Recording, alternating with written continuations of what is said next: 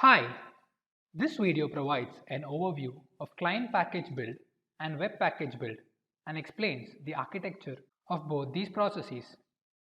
Let's first look at the existing architecture of client package build. When you submit a package on the client server, it gets submitted as a local UBE and is then called back into the Enterprise 1 server. A message is sent to the enterprise server to initialize, generate specs, and then generate the DLL file. A message is then sent from the deployment server to the enterprise server to retrieve source, include, and logs. When building a package on the client server, any message that is sent will be sent from the deployment server to the enterprise server, and the enterprise server will act on that. Let's now see the web package build process to understand the difference between these two build processes.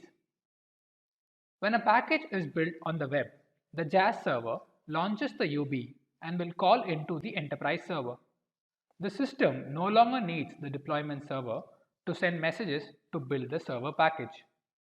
However, the enterprise server system will still need the deployment server to pass back files, source, include, and logs. The enterprise server will pass JDNet message to the deployment server to kick off the client package build. Even though we have moved everything to the enterprise server, dependencies on the deployment server exist. Therefore, we created a service on the deployment server to accept messages from the enterprise server.